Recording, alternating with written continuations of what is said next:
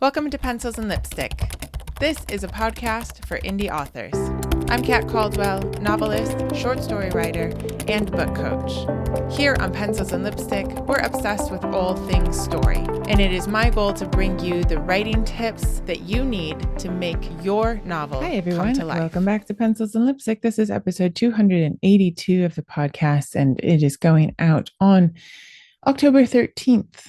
Of 2025. So it is October 12th.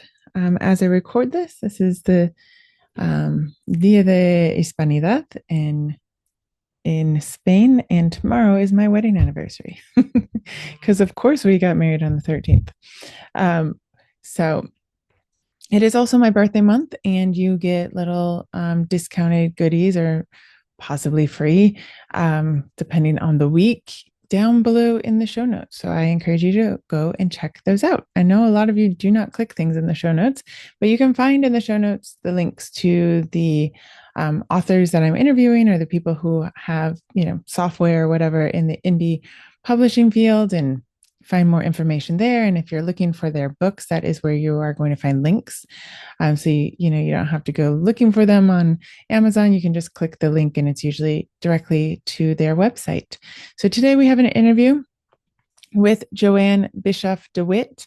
It is actually the 250th anniversary of Jane Austen's birthday. So she would be 250 years old. So Joanne actually wrote a retelling of Pride and Prejudice. So we're going to talk about retellings. We're going to talk about writing romance in the Christian world, and quite a few other things. She's been around for a while. She was traditionally published. I think she has a couple that are indie published as well. So we talk about quite a few different things, what it means to be an author, and being in different genres, all the things. So you're going to want to stick around for that. But if you are a Jane Austen fan, you're probably going to want to pick up this retelling. I think that you'll really like it. Again, the links are going to be in the show notes. But it is called The Heart of Bennet Hollow, and it's actually set in Appalachia.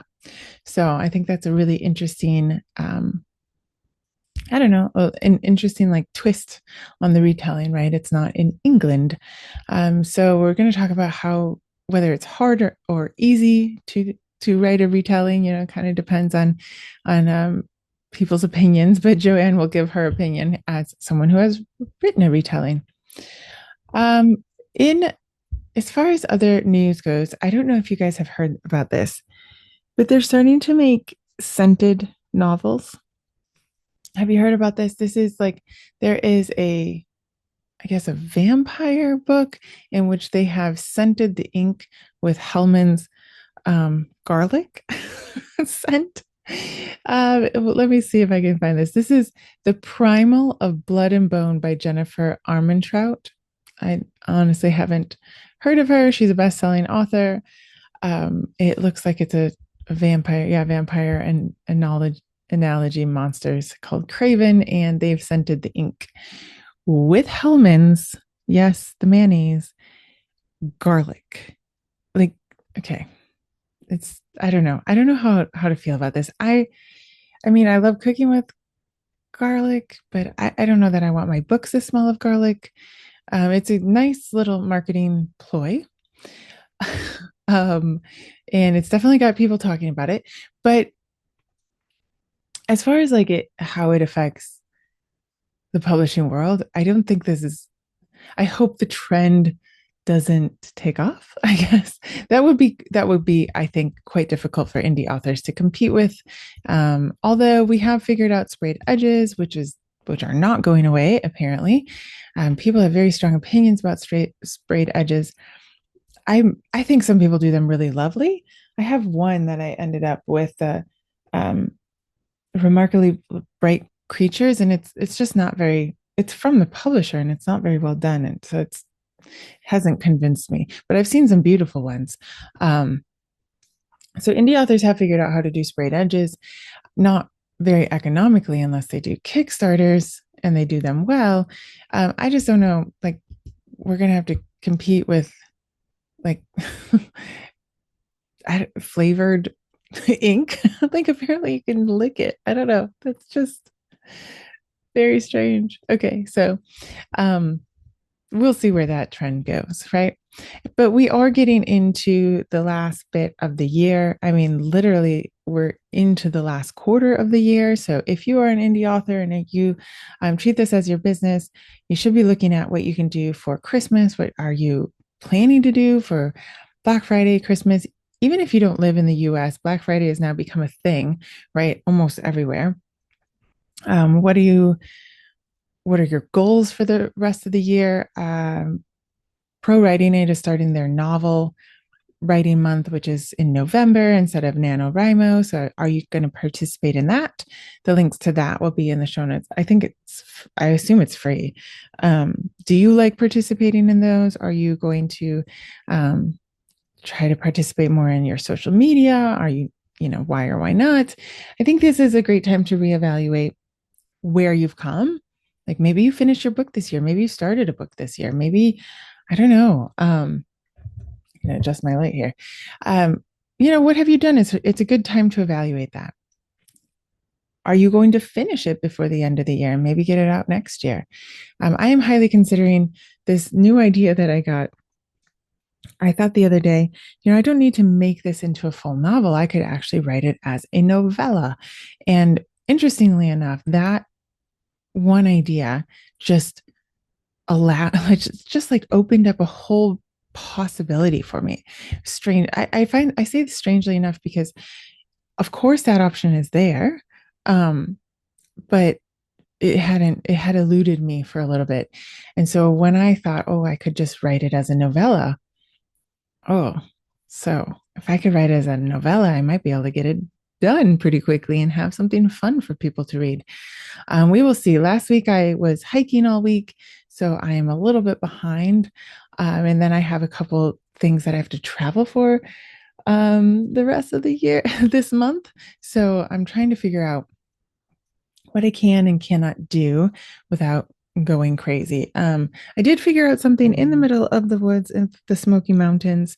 I figured out a little tweak that I want to make to Stepping Across the Thames, which I think is going to be fabulous. It's going to be a lot better.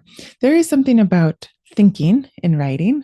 I haven't talked about this for a little while, but we do need to spend time thinking. If you are writing anything other than kind of fast food fiction, you need to spend some time thinking. It is in those moments that you are going to sort of realize what needs to happen in your book.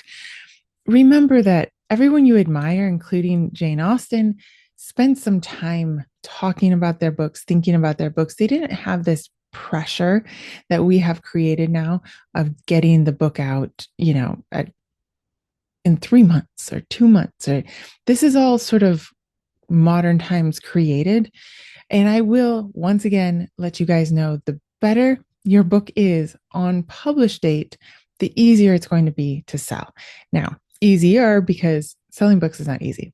But if you have a product that you're proud of and that you've taken time to write the story as well as you can, and that you can kind of take the criticism as it comes. I have this one review, I think it's on NetGalley, in which they find Tristan of My Bended Loyalty. They're right. Oh, I can't do this back here. They're like, oh, I find him really annoying. He's really whiny. And right next to that review are 3 other reviews that say, I love Tristan. I can't get enough of him. I can't wait to read Bended Love. I can take that review and in stride because I'm very confident in that. I like this book. I spent time on it. I figured it out. It's exactly how I want it to be. And, as when I was little, I would rewrite the books that if I didn't like how they ended or how things changed, I would rewrite them in my notebook. Feel free. You can take the concept and rewrite it I would be pleased to hear that you did that. But, if you take the time with your books and with the story, and you write the story that you want to write, you can take the criticism, you can move on. And again, it is much easier to sell that book because you're very confident in it. So take some time. If you're stuck, maybe take some time to walk. And, I didn't really like purposely try to think about it. Every once in a while, I would let my mind come back. It was a 9 mile hike. So I sort of just enjoyed it. And then sometimes would think about the story. And then it just sort of came to me. I wasn't trying to force anything, which sometimes I do, and sometimes it still comes. But, always have like your recording app out there wherever you are, and don't worry about anyone thinking you're funny because or weird. People are always talking on their AirPods, so no one thinks you're weird anymore. um I still feel weird sometimes, but that's okay. Something I have to get over.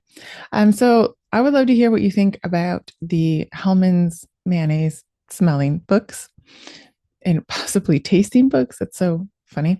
And what are your plans for the rest of the year? I would love to hear from you. You guys can find me on Instagram and on TikTok. The links are in the show notes. You guys can get on my newsletter. You can always let me know there. If you guys have anybody who you want on the show, you can have them fill out my contact me form on catcaldwell.com. Or if you have published more than 3 books and you want to come on the show, it is always easier to get on if you have sort of a twist to why you're here. We do love hearing about your writing journey and why you're writing, but there's a little, if you have a twist, like if you've rewritten a Jane Austen book, or if you have sort of a different genre, or you have some marketing tips or whatever, maybe you've done a great Kickstarter, come, let me know. But just sort of it doesn't mean if you haven't done, anything awesome, amazing, or totally different. Don't worry, neither have I really. So you can always fill out the form and we'll get in contact with each other. So also, yeah, if you know somebody else or you just want to suggest somebody, I will, suggest them in that contact form, and I'll go find them and see if they'll come on the show. Most writers don't say no. It's interesting. Most writers don't actually get ever asked to come on the show, but yes. Anyway, we are going to finish up this year. We will have podcast episodes through December, and then we'll have our annual sort of New Year's. Here it is. What are we going to do? I'm going to have to think about that because I don't really do words of the year. I don't really necessarily do goals because I have sort of quarterly goals, but we shall see. Maybe I'll find somebody who does goals. If you're somebody who does goals, let me know and let's come on the show and talk. We can hash out whether it's good to do yearly goals, quarterly goals, whatever it is. But anyway, definitely check out the show notes below, and we are going to go into the interview with Joanne DeWitt. She actually goes by Joanne Bischoff DeWitt. She will tell us, she has a couple books under one name and then another name. So you can find The Heart of Bennett Hollow by Joanne Bischoff DeWitt. She's also a Christy and Carol Award winning author. So you might want to check out her other books as well. But before you do that, before you start clicking things in the show notes, let's listen to the interview. Okay. Hello, Joanne. It is so wonderful to have you here. I can't wait to get into talking about books with you. Thank you, Kat. I'm so glad to be here. So we are going to talk a little bit about your writing journey and your books. You have another book coming out. This is going to be your 5th, 6th, 20th. I think it might be 10 or 11. I've lost count. Too many. All right. Yeah. So you have The Heart of Bennett Hollow coming out, and it is a retelling of Pride and Prejudice set in Appalachia. So how did you choose Appalachia? Good question. So a lot of my books are set in Appalachia, and it's where I've written a couple of my series before. And I'm also a huge Jane Austen fan. And then one day I just thought, what if I merge those two worlds together, take a crack at a retelling and see if I can set it in that culture. And Tyndale was excited about it. So this is your first retelling? This is my first retelling, yes. Okay. All right. So where did your love for Jane Austen come into like when did it start? Yeah, I'd say it came from my mom. We always watched the movies and she's always listening to the audiobooks and all that good stuff. And so just fell in love with Sense and Sensibility and Persuasion. They're kind of my comfort. I would call them my comfort movies. Yeah. I know the books are more important than movies, but just personally, they're my comfort movies. And so getting to enjoy the books has been special as well. And then taking those characters and giving them similar personalities. I should almost the same personality, but with kind of a country twist. You Yeah. know, American country twist was what I set out to do. I think like I was reading the blurb before I realized it was Pride and Prejudice, which I think most authors and many romance readers would be like, this is our Pride and Prejudice retelling, right? Like it's oh my gosh, it's so great. But so it's 1904, it's set in Appalachia, like coal is becoming a big thing. Mhm. It seems like so obvious. How has nobody written this before? Because America had so many moments in time, right? Where like somebody rich could come in and completely change everything. Exactly. Yeah. And it was so fun. That's why it was set in a coal town. I thought I need someone who's really rich that could come in and give him a reason to come in. And he comes in as a coal baron. And so, yeah, it was really fun to merge those two worlds together. Yeah. How did you find out the information you had to about that time? Like, Oh my goodness. Well, I had my research books about coal mining and things like that and different books I went through for that. And then for Jane Austen, I had two copies of Pride and Prejudice, one that I would write in and I would highlight the different characters, what was going on, and then one that was my pretty copy that I didn't want to mess up. And I just would spend my evenings reading and drawing all in Pride and Prejudice, trying to remember all the details. That was actually the hardest part about the retelling was getting those facts right. That, okay. as you know, as a writer, my natural writing skills kind of fell by the wayside because I was so focused on don't mess this up. Yeah. Um, that during edits, I had to actually come back in and give a little bit more of just me and a little more of that confidence of my style as well. How important do you think it is in a retelling to really follow the story?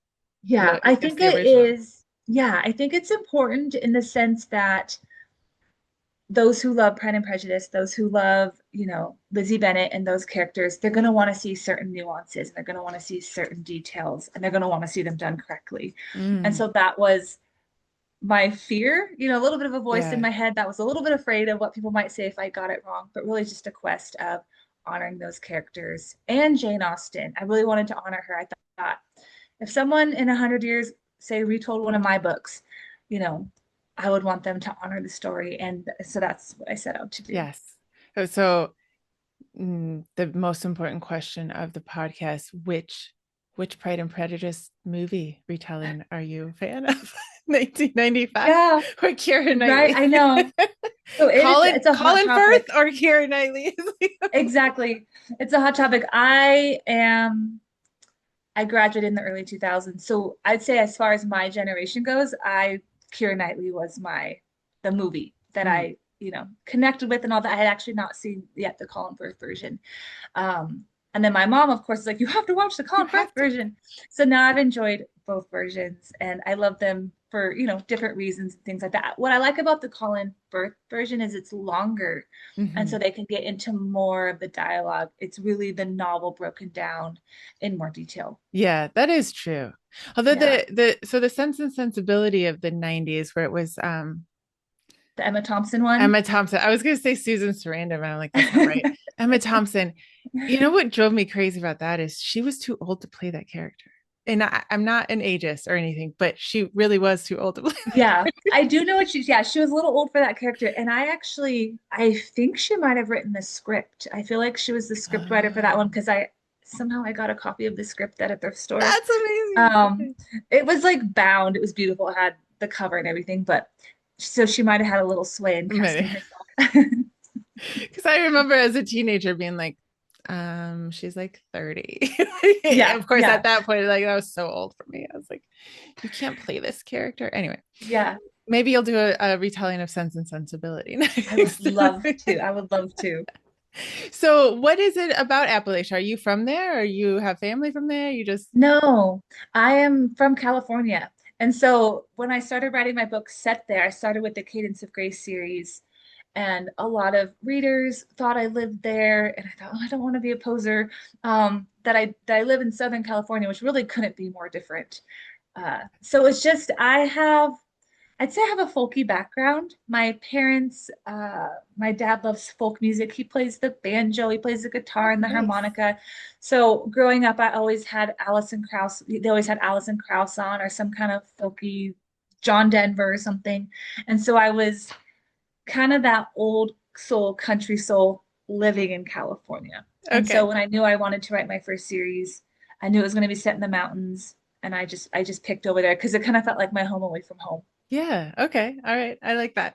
So when did you start writing books? If this is kind of your into your double digits era, I Yeah, guess. I started writing when I was a kid, which sounds kind of cliche, but I really did. And I knew when I was a kid and a teenager that I wanted to be an author. And I went on a quest to become an author. There were no real courses or anything that you could take at the time. There were a few that you could take.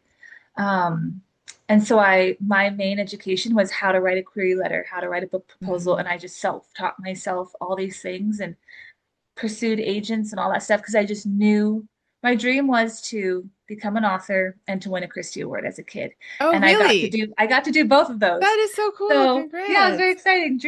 Dreams come true, but it was a lot of hard work. And so Yeah. it was just the thing that I knew that I wanted to do. And I, That's of so course, had interesting. side jobs and all that Yeah. other stuff, but You got to eat. you got to eat. Exactly. So it's the Lady and the Lionheart that won the Christie Award. It is, yes. Okay. Which one was that your first book or is that That was my first self-published novel. okay? I should say historical romance novel. It was the first one that I had gone the self-published route for a little while because I was between publishers and feeling a little bit stuck. And Yeah. so that one was the first one to win, first self-published book to win a Christie Award. But I actually thought that I hadn't won because I was listening to the ceremony. My mom was listening to the ceremony, and they announced historical romance category. They announced Tamara Alexander, who's a beloved author. I absolutely love her. And I texted my mom and I said, I didn't win. It's okay. And then they announced, and we have a tie. And the other winner is the Lady in the Lionheart. So it was from the depths of despair to absolute joy in about five. Like that's so funny. Oh my gosh. What year was that? Oh goodness, let's see. I that's a really good question. I don't Was it remember what year recent? it was. Yeah, I don't remember the year. I It feel was a like number ago. 2006. I think The Lady in the Lionheart came out in 2016, around there, so it might have been might have been 2017, around there. somewhere around there. Yeah. Yeah. I think that's around when I found out about the Christie Awards. I had no idea about them. So that's amazing that you knew about them and like pursued. I think you might be the first author that like knew it and then pursued it with that much passion from the time you were younger. I think a lot of people like find that themselves going on and off the course, right? Of just like, I gotta eat, I gotta make, do a different job and then come back. And Yeah, yeah. so It was a real passion. And actually when I was a kid, I would go to the bookstore. We had a Christian bookstore in my town, and I would like run my hand along the spines and I would memorize the publishers, Bethany House and Harvest House and all the publishers that there were. And then I would touch the Christy Award labels. They were embossed. And I was just very, very obsessed. I I love want one of that. those. I love that. That's so good. I mean, I think it does come down to you have to kind of be obsessed with this stuff, right? Like you have to really want it that badly because it's Yeah, hard. It's a lot of yeah. work. You have to give it your all. And my family knows me that I'm kind of a little bit messy, a little bit scattery. Absolutely not type A at all. But when it comes to my books, I go to complete type A. I want things done to the best that they can be. It's like the one area of my life where I like to make things happen. And then everything else is just, we'll see. Yeah, me too. Laundry, what? It'll be, I Yeah, don't know. exactly. Like, figure it out yourselves. You're teenagers Hmm. now. You'll figure it out. Yeah. So did you start out in historical romance? I did. Yes. Okay. I started reading Lorraine Snelling.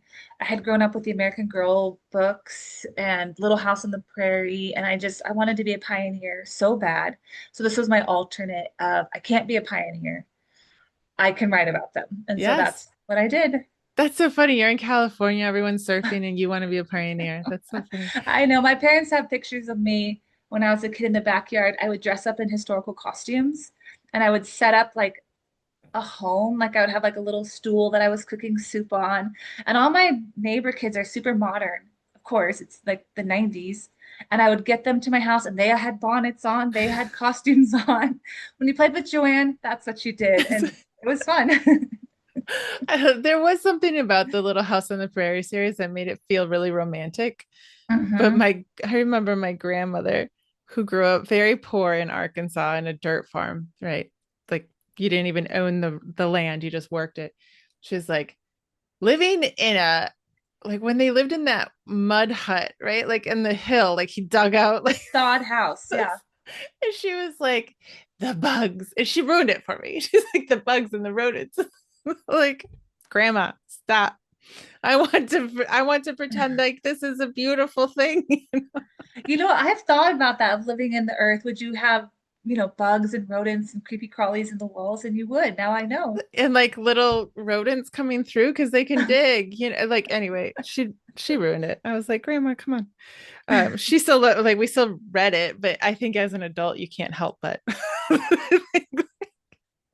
Yeah. like I'm gonna get all these rodents in my house. It's horrible. Anyway, I still love those books. Yeah. So is romantic historical romance is what you started with? Is that the only Mhm. thing that you stick with? For the most part, I went off the rails a little bit and I did a young adult surfer skateboarding story Well, once. that's just fun. It was so much fun, and I needed to write something fun in my life. It's maybe that type B personality where I need some change. And so I wrote that, which is really fun. And then I did a two-book contemporary series about a single woman who learns how to rock climb. Because I was a single woman at the time. I was a single mom of three kids, and I needed a break from romance Yes. and writing romance. And so I indie published that series, and that was also fun. Nice. Not a lot of book sales because my audience, they're used to me writing the romance, but it was a risk I was willing to take. And for Yeah. the people that read it and emailed me and said, "Thank you for writing about a single woman," it was really worth it. Yeah, yeah. Especially I think there is something about romance. We all love romance. I love it. I love like I was that kid always looking for the romance, in every movie that my brother picked Hmm. out. And I'd be like, why are we watching this? Like there's no point if there's no romance. Right. But there are times that like it is not the entire life, right? Like we gotta have other books too. Yeah. But it is a little bit easier to sell, especially as an It indie is author. easier to sell, especially when you have an established audience that's what they know you for. Yes, yes. And it's interesting to me as an eclectic reader that people are not all eclectic readers. So I'm always like, oh, you don't want to read a different book? Yeah, I agree. I'm the same way where I'll enjoy a good YA novel or just different things. And yeah. Yeah. Yeah, you gotta, palate cleanse every once in a while. Hmm. But that's all right. So you have been both traditionally published and indie published. So can you talk to Yes. us a little bit about maybe differences that you've seen or I mean, we know that they're different, right? But how has your journey been between those two sides of the publishing? Yeah, good question. So, with traditional publishing, the things that I really love about it is things are done for you by Mm. professionals. The layout, the editing, the cover design, the planning, the scheduling, it's all done. And my job is to write the novel and then be along for the other steps that they want me to participate in, like editing and stuff. And then with indie, you're just doing it all, right? You're doing Yeah. every little detail. You're planning the release date. You're trying to work backwards and say, do I have enough time to finish it, edit it, design it, launch it? And so that gets a little bit more complicated. I like that one. I like that avenue for the freedom of when I want to tell a different kind of a story, Mm. one that might not land in the traditional route, which is why I did that single lady series. And actually, it's why I did The Lady in the Lionheart, is because all the publishers had turned it down. We Oh, sent it to so many publishing houses and they all turned it down. A lot of them wanted it. Some of the editors were like, I want to publish this so bad, but I can't. My team, for whatever reason, maybe it's sales, maybe it's whatnot. And so that's when I had told my agent at the time that I wouldn't self-publish it. And then after we got umpteenth rejection letters, I said, I'm thinking about self-publishing it. And she said, you need to set Charlie and Ella free into the world. Go self-publish it. And so she gave me her blessing, I should yeah. say, which meant she made no commission. She got nothing out of it after all that hard work. But what ended up being really great is that it got picked up in other languages and it got picked up by an audio company. And so she got to still um, do some contracts and things for it. And it became her book just as much, which was really Yeah. special. Well, and that just reminds people that the rejections that come in aren't always because of your book. You Yeah. know, there, I mean, it went on to win a Christy Award. I'm sure It some people were did. like, oh, I should have published that. It did. And when the acceptance speech was given, actually it wasn't at the Christy Awards. So my new editor, I got an editor at the time, she gave my acceptance speech. But when I gave, it also won the Carol. And when I was stood up there to say my speech, all those editors were in the room, all those publishing houses were in the room. So I gave a very tactful, hopefully, speech. But there was also a little bit of pleasure knowing I had won this award. Yes, yes. Well, because it's such a weird industry, right? Like, I mean, and Yes, it's not, you're not the first and won't be the last of like, it's a very good book. I had to end up going and get it published somewhere else. But just to remind people, like, you might get 50 rejections and you might, if you work hard at putting it out there in the world, if it's a good book, it's going to find its audience, right? absolutely. Yeah, They have to say no for so many reasons. they And do. Yeah. it's many of them will never know. Like, because it's just a form rejection letter a lot of times. And it's just, well, we have one like it, or we have too many, or whatever. Exactly. Yeah, So that was, I'm sure that was a nice little boost. it was. It was a nice boost. But then you returned after that to traditional publishing.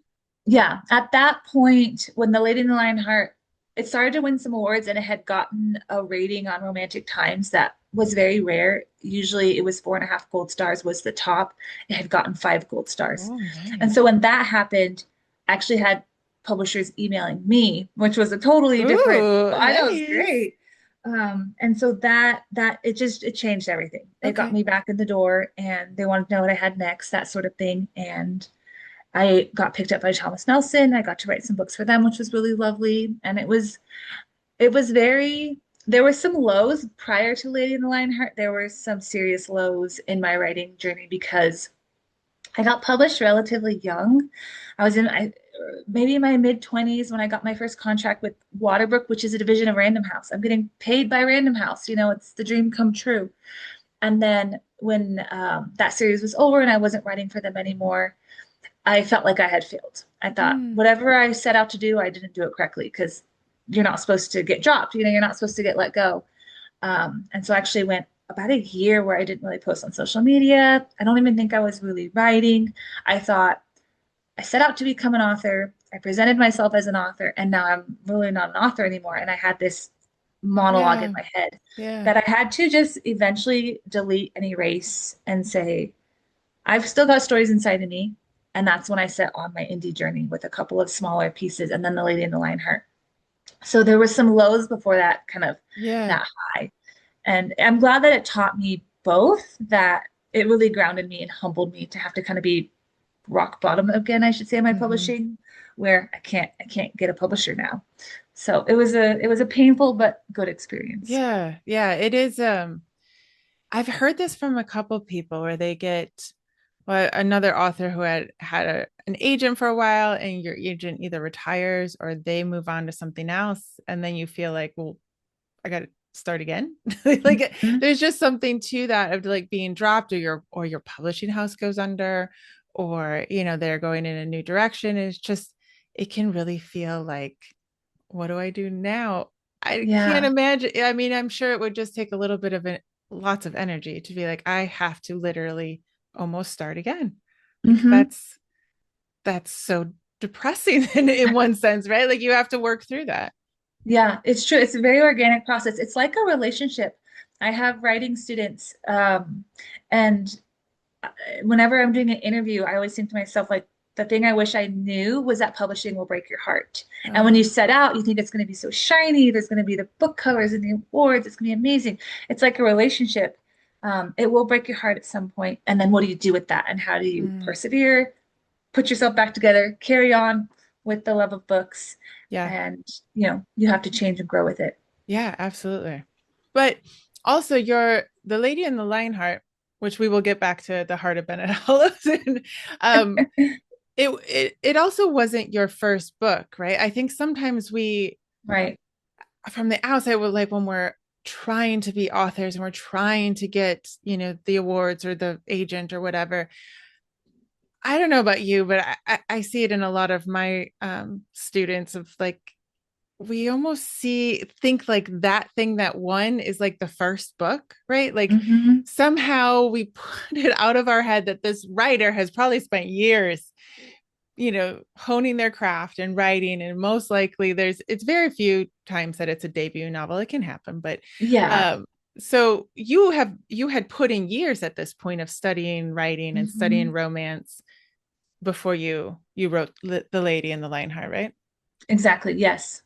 So when you're talking to new writers, what would you tell them to really focus on if they're going for the storytelling aspect for to one day write that book that will get that award that they want? Yeah, a good question. I would say focus on your craft. I work with students through an online conservatory. I'm one of the instructors, and we focus on craft. I encourage them to a lot of times it boils down to characters. I think the biggest struggle that new writers or young writers have is that they're they love their characters the most, more than anybody else in the room. They're so excited. The boy is so cute, or the guy is so amazing, and the girl's so spicy, and she's so exciting. But does the reader love them as much as you do? And That's a that's the good question. conversation that you're trying to have is how do you have the reader fall in love with your character? They have to have good character. They have to be likable. They have to, be courageous, and they have to have a great character arc. And so teaching that it's not just about having a Pinterest board, and the story's gonna be so cute and fun. It's how do you make it really authentic, and how does your reader care enough to engage and buy and keep turning the pages? And I think Yeah. when you're new, um, that's harder because you love your characters, you think they're amazing, and the reader and your editor might not. That is true. That that's it. I mean, I do see some people have really a, a lot of talent for social media for like the new medias, right? Which Hmm. I envy them for it. But you can maybe even put together a beautiful book trailer, but is make Right. sure that that's getting translated into your book, which for the heart of Bennett Hollow, you had to write an enemies to lovers story. So how did you get into the character of like making sure they like your Darcy character enough Yes. to That was hard. It's funny because it's an enemies to lovers story. And so I told myself, I called it like distrust to lovers because I'm like, I don't know if they're going to make it if I have her absolutely hate him. The fun thing about Mr. Darcy is I don't know if you're familiar with Myers-Briggs personalities, but I think he's an INTJ. And a lot of people will say he's an INTJ. My husband's an INTJ. And so having fallen in love with my husband and gotten married, he's a tough nut to crack, is what I would say. I okay. had to be like Elizabeth Bennet, like, hi, you want to have a conversation? And he's like, very stoic Like and no. shy. But yeah, exactly. What I learned is in his head, there's so much going on. And Okay. he's trying not to mess up. And he's, solving the riddle of now there's a woman talking to me and I don't know what to do and don't mess it up and say hello. And that whole monologue is going on before he even says hi.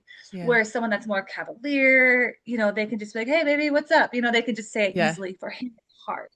And so I put a lot of that into Mr. Darcy. And it Mm. was really fun to get to funnel a lot of my husband into him of one of the most lovable human beings on the planet, but in a crowd can be very quiet and very focused on um, he's thinking through the logic of everything first. He's thinking Right. through the logic of his environment, not just the emotions. Where Elizabeth Bennet comes at it emotion based and then logic is second. Mr. Darcy would, Interesting. would do the logic first. And that's why he seems so stiff. That makes sense. I mean, I always feel like he got a bad rap because he should be looking out for his friend. Yeah, Like he exactly. I mean, we're all on Elizabeth's side because that's the point of view of the novel, right? But like Yeah, like whenever I step back, I think I'm overly logical sometimes. Like it's his best friend. He should be he should exactly. And that's why I enjoyed so much getting to write. I have it here actually, getting to write where is he? There he is, his point of view.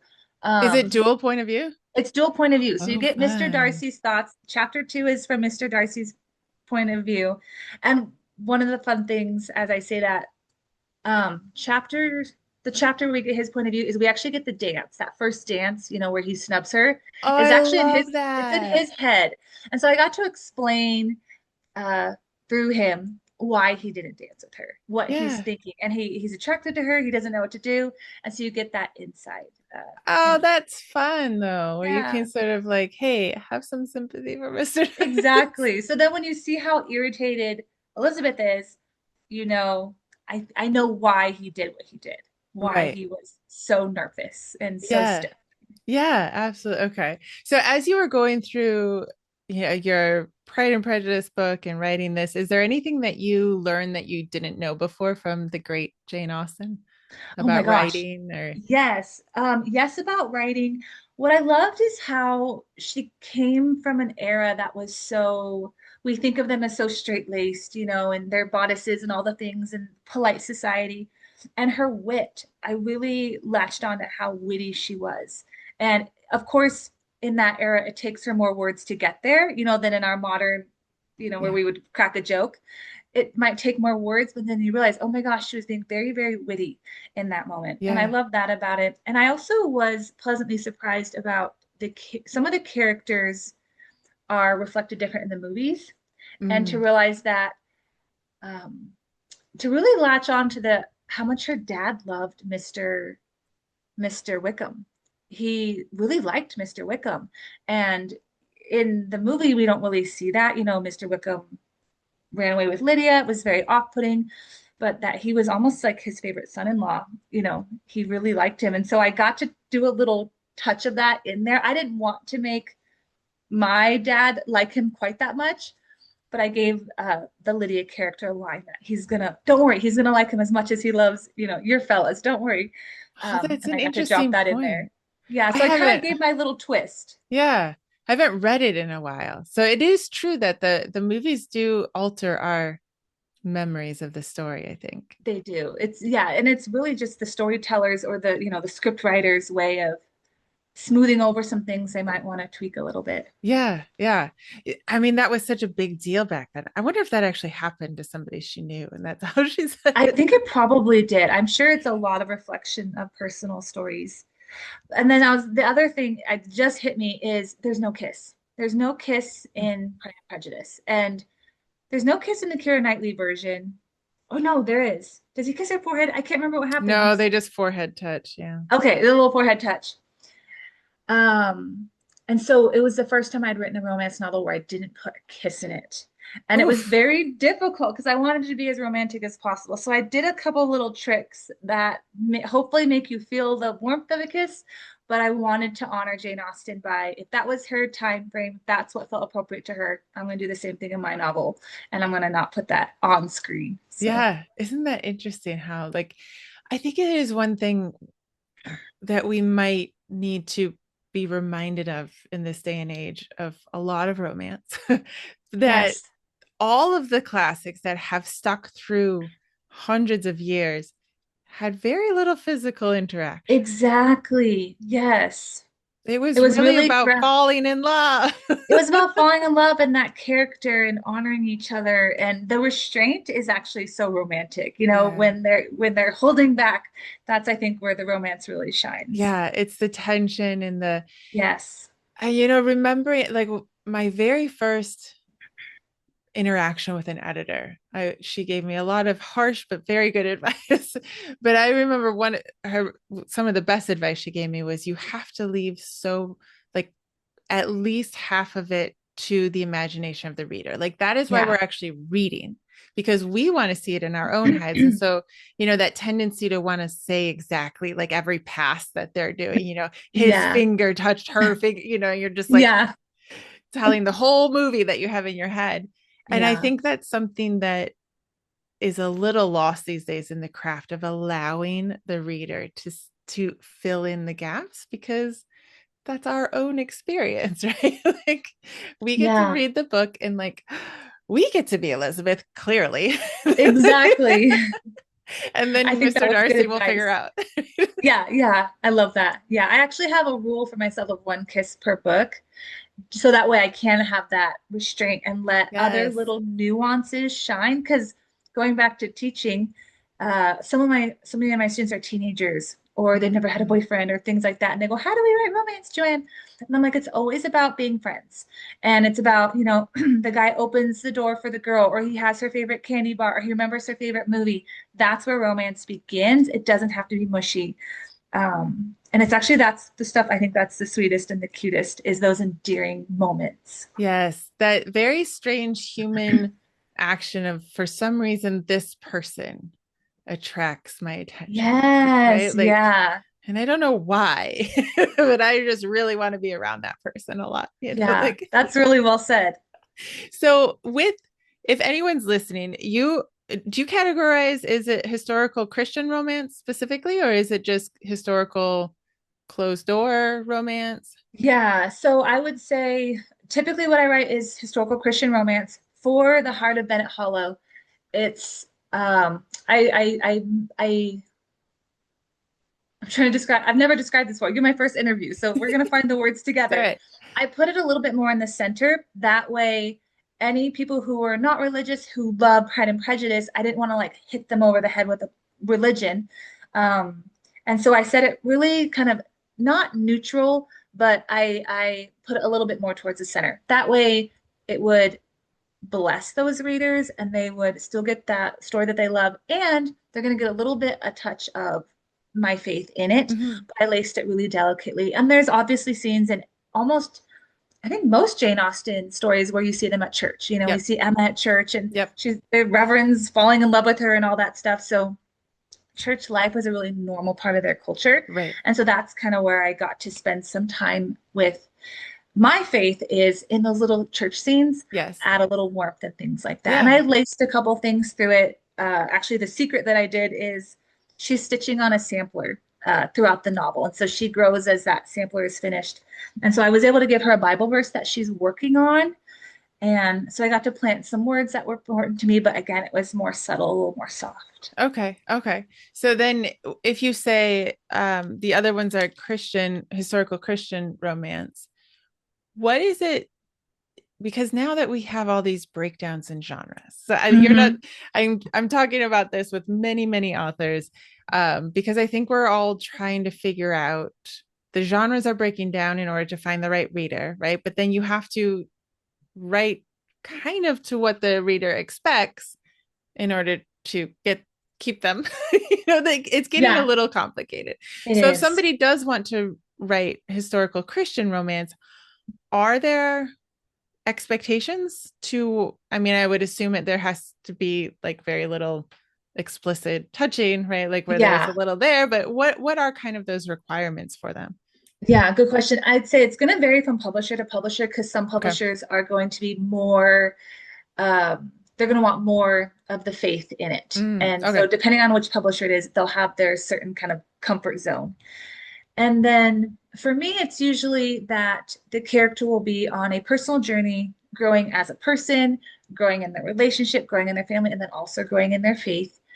And then sometimes it's more obvious, like with the Lady in the Lionheart, it's very, very obvious. Like Mhm. Charlie, it's meant to be, it's an not really an allegory, but it's meant to be like a retelling, a little bit of the gospel. It's like meets Beauty and the Beast. That makes no sense, but it worked. Um, and then with the romance, it's again just that the subtleties. Okay. Each book for me is a little bit different. I tend to try to show romance. Like there's a scene in Sons of Blackbird Mountain where Avon teaches him to the character to dance and he's deaf, so he can't hear what she's saying. And she's like, trying to get him to look at her and pay attention. And he's got his hands on her hips and he's super nervous. And it's very romantic, but again, it's very chaste. And so the other stuff will happen off screen, Yeah. but you get to see why they fall in love. And I like to have my romance be very like heart tugging, toe curling. I want to feel the romance without it being distasteful. Yeah. Yeah. I think that would probably be the right word to use for Christian romance. It's Yeah, like trying not to, all that stuff can be left to the imagination of the reader. exactly. Yeah, that's about it. It's very low. It's probably no spice, right? Even the spicing is throwing me off sometimes where I'm like, Yeah. sometimes people don't even like kissing. It's like, Yeah. it does get a little difficult. Yeah. And I think we do a disservice to the Christian market if we don't have it a little bit. I don't want to say a little bit of spice, but authenticity. Yeah. we don't want it to be prudish, but making sure that it's authentic and romantic and tender, Yeah, I think that it is that is, balance. it's human. It's real, it's The human. Yeah. human element, because I mean, it's part of life, right? Like, Yeah. but it is interesting in this, like everything is really fracturing and splitting, right? The more explicit some genres become, maybe the more you're pulling back on others, and you just have to be sure that you're hitting the right readers and the The right right readers. Yeah. what they're expecting. And so I guess even with historical Christian romance, they might be on their own faith journey, but is it always, are you always explicit in like Bible verses and prayer and things, or is that also very like author chooses how It's much they very, go? yeah, it's very much the author chooses. Some Okay. authors will have a full sort of, sermon written out, and this is how deep the faith is, and this is how deep maybe a conversion is, or something like that. I tend to go, I tend to listen a little bit more delicately, just that's just my style. Mm-hmm. Um, so, again, I'm going to reference Sons of Blackbird Mountain again, where that character who's deaf, he was an alcoholic. And so I wouldn't say that alcoholism is tied to not having faith, right? That's not what I'm saying, but just that on his journey, he realized that he needed help, he needed support, and Mm. his faith became more real to him as the struggle became stronger of being sober, and he is sober. And so for me, it was about not just having a Bible in his pocket, right? But it's a real day-to-day surrender and sacrifice for him to stay sober for his family, and that's where I got to make the faith real. Yeah, yeah, that made this, so that's really integrated into his character arc of like Yeah. the struggle that he has for that's a nice way to do it. I've read a couple different books where sometimes you're just like, well, it's almost runs parallel, where I can see where like Right. the having it integrated into the character arc just feels a little more authentic, maybe. Exactly. Yeah. Because I Yeah. think everybody is drawing wherever they are, whatever their faith is, they're drawing courage from something. Um, and so it's just showing that's where they draw their courage Yeah. from, Yeah, absolutely. Absolutely. So the Heart of Bennett Hollow, this episode is going out October 13th. Um, yes, 13th. I gotta make sure. But it's out now, right? It comes out October 7th. Yeah, as of when this episode airs, I'm It looking in is the book out. like it's going to tell me. Yeah, I think it's October 7th. Speak to me, book. Speaks to me. I should probably look it up on Amazon, but I think it's the 7th. Yeah. And so I heard that this is like the 250th year of Pride and Hmm. Prejudice. Is that true? Oh, It's Jane Austen's 250th birthday. oh, it's her And birthday. so there's some, Jane Austen retellings coming out. There's a couple other things just in the Jane Austen culture that everybody's celebrating her birthday. So this, funnily enough, I didn't do that on purpose when I I was came just up gonna with the ask you, idea. did you know that? So No, funny. that would have been really clever, but I didn't. But that's actually, I think, what sold it more easily is Yeah. publishers were saying, oh, this would be great for her 250th birthday. I thought, You're perfect, like, let's yes, do it. absolutely. I totally knew that. What? Meant to do that. Yeah. Well, that's such a great coincidence. I love It that. was a That's so right. great coincidence. Absolutely. And is it going to come out in audiobook? Do they have It's plans for going to that? come out in audiobook. Yes, they've got a lovely narrator who's working on it right now. She's Oh, narrating it. that's so So, cool. So we're going to have paperback, audiobook, ebook, I'm sure. Like, oh, it's going to yes. be great. Yeah. All the things. Very cool. Do you have any plans for next year? Any books coming down the line? Good question. I do. So for my publisher, they signed me for three Jane Austen novels, three Ooh. Jane Austen retellings. And so I am currently writing the second one. I can't say what it is yet, but I'm Oh writing the second man. one. I know. Blink twice if it's And Emma. No. yeah, right. I actually got to send them because I asked my editor, I said, which one do you want next? Thinking she would just say, do an Emma or do Sense and Sensibility. She said, send me concepts. And I thought, Oh oh, great, you're no. going to make me Oh. really work for this. So I sent her a concept for Sense and Sensibility, Emma, and Persuasion, and they Oh, selected. They selected one. interesting. Emma's So I my was, favorite because I love how Jane Austen just like that scene where he says that very badly done, Emma, and just like, yes, oh, it's so good. It's so horrible, but it's so I good. know. I love that moment. So now I have to ask you, do you love the Gwyneth Paltrow version, or I think it's Anna Taylor-Joy is the I like new. Anna Taylor-Joy. I like, yes, okay. Because I grew up with the Gwyneth Paltrow version. It's perfect, it's classic. But I love the Anna Taylor-Joy version. And Mr. Knightley in that one is so He's chef's kiss. I think the director is so good. It looks very I don't know who the director is, but it looks very almost Wes Anderson-ish, and It's like very I just stylized. It's got a yeah, quirkiness to it, it's and my favorite. I love the casting in that one. So that's another one that we watch, my mom and Yeah. I. And actually, my daughter loves it, that one as well. Yes. I love the dad. I love everything Yes, about it. Bill Nighy, he's so well So cast. good. So that one, Is there a draft? Is there a draft? yeah. Like, I love And it. then the kiss at the end, right? Talking about that perfect romance is True. they put up the screens and they get to kiss. It's just perfect. It's just perfect. So where can people follow you if they want to read this book? We will have the links in the show notes, but if they want to see when you reveal the next one coming, where how Absolutely. can they follow you? Yeah, so they can find me on Instagram and then I'll, of course, on my Facebook author page. I feel like I don't reference Facebook enough because a lot of us hop over to Instagram, Yeah. but I am there. I have a Facebook author page and then my website where there if they go to my homepage of my website, there's a free little novella if they sign up for my newsletter, and then I always give those updates to it Of in my course, the newsletter. newsletter is important. Yes, Yeah, awesome. yeah. Well, thank you so much, Joanne, for coming on. I can't wait to read The Heart of Bennett Hollow. I think it's going to be great. A good, like it's Thank fall. you. It's time to read Jane It's Austen the again. perfect fall story. I put a lot of apples and falling leaves in it just for that. Nice. That's amazing. I love it. So we'll have all the links in the show notes below. And thank you so much. And we'll just have to have you back so we can talk about the next one, whichever it Yes, is.